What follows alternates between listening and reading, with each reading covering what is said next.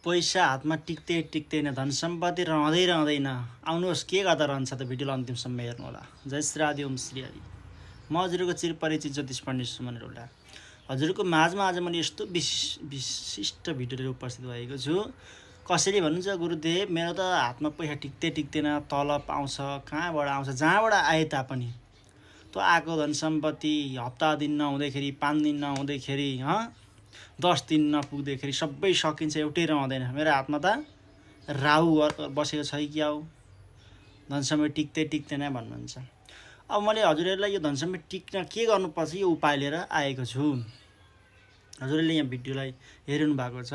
यो धन सम्पत्ति टिक्नलाई कहिले हामीले के गल्ती गरिरहेका हुन्छौँ भने जहिले पनि पैसा हामीले अरूलाई दिँदाखेरि, हेर्नुहोस् है, हामीले कुनै सामान किन्छौँ दोकानमा पसलतिर, सामान किन्यो भने जहिले नै अरूलाई दिँदाखेरि कसैको बानी हुन्छ यो मसँग 100 रुपियाँको पैसा छ, यो पैसा यसो गरेर कसैले यसरी दिने बानी हुन्छ, कसैको चाहिँ यसरी दिने बानी हुन्छ भने कसैले लगेर परबाट त पनि फालिदिनुहुन्छ। जहिले पनि हामीले धन सम्पत्ति टिकोस्, हामीसँग रहोस् भन्नको लागि यो धन सम्पत्तिको इज्जत गर्नुपर्छ। यो भनेको लक्ष्मी हो।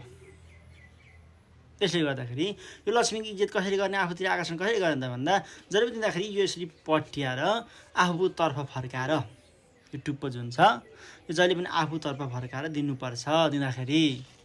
हेर्नुहोस् एउटा कुरा मैले हजुरहरूलाई बताउँदैछु, हजुरले यसो गर्नुपर्छ। अर्को बानी हामीसँग के हुन्छ भने हामीसँग धेरै धन सम्पत्ति भयो, अलिकति भयो, अलिक धेरै भयो भने कसैको बानी के हुन्छ भने गन्दाखेरि यसरी 1 2 यसरी गर्दै गर्ने बानी हुन्छ।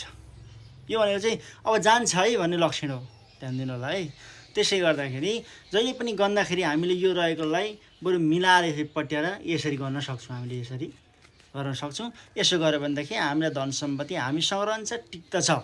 र यस्तै गरी पैसाको अथवा धन सम्पत्ति इज्जत गर्नुहोस्, उसलाई माया गर्नुहोस्। हजुरलाई कहिले पनि धन सम्पत्तिको कमी हुँदैन। यो भिडियोलाई सबैमा पुर्याउनु, सेयर गरिदिनु होला। अब धन सम्पत्ति बचत गर्ने कुनै मन्त्र छन् कि छैनन्, के छन् त, त्यो विषयमा पनि म अर्को भिडियोमा उपस्थित हुनेछु, अर्को भिडियो लिएर आउनेछु। जय श्री राधे ओम श्री हरि।